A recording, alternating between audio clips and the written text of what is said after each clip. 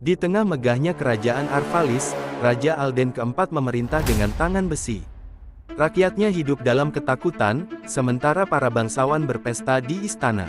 Namun, di balik dinding-dinding kota, bisikan pemberontakan semakin nyaring. Di sebuah gudang tua di distrik miskin, seorang pemuda bernama Kael berdiri di hadapan sekelompok rakyat yang tertindas. "Kita sudah cukup menderita," katanya dengan suara bergetar, "sudah saatnya kita rebut kebebasan kita."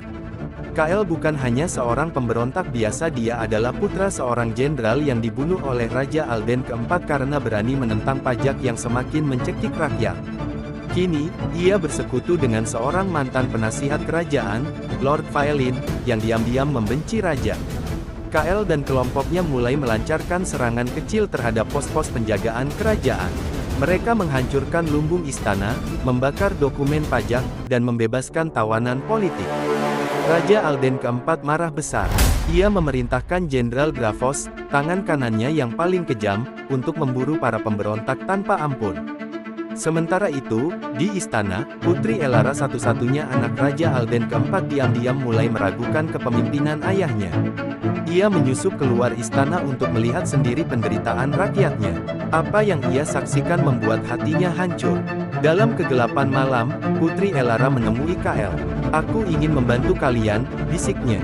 Meski awalnya curiga, Kael menyadari bahwa Elara bisa menjadi kunci untuk menggulingkan raja. Di sisi lain, Lord Faelin menyusun rencana besar, membunuh Raja Alden keempat saat pesta tahunan kerajaan. Namun, di malam eksekusi, segalanya berubah. Seorang mata-mata kerajaan membocorkan rencana itu, dan pasukan istana mengepung pemberontak. Di tengah kekacauan, Kael melihat Lord Faelin tergeletak bersimbah darah, dikhianati oleh salah satu anak buahnya. Putri Elara hampir tertangkap, tetapi Kael menyeretnya keluar tepat sebelum gerbang ditutup. Pemberontak yang selamat melarikan diri ke pegunungan. Namun, semangat mereka tak padam. Dengan dukungan rakyat yang semakin besar, mereka melancarkan serangan terbesar dalam sejarah kerajaan. Di hari yang menentukan, ribuan rakyat menyerbu istana. Jenderal Gravos terbunuh dalam pertempuran sengit dengan Kael. Raja Alden keempat, yang terpojok di ruang tahtanya, menatap putrinya dengan mata penuh kemarahan. "Kau mengkhianati darahmu sendiri," geramnya. "Elara tidak mengkhianati siapapun," potong Kael. "Kaulah yang mengkhianati rakyatmu." Dengan satu ayunan pedang, Raja Alden keempat jatuh. Tahta yang selama ini digenangi darah dan air mata akhirnya tumbang. Beberapa bulan setelah kejatuhan kerajaan, rakyat berkumpul di alun-alun. Kael dan Elara berdiri di hadapan mereka. "Kita tak akan lagi diperintah oleh satu orang," kata Elara lantang.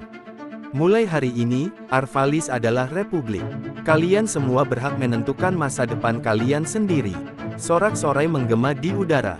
Revolusi telah menang, tetapi mereka tahu perjuangan belum berakhir. Republik baru lahir, tapi ancaman dari sisa-sisa pendukung monarki masih mengintai. Namun, untuk pertama kalinya mereka dapat terbebas dari jeratan sang raja.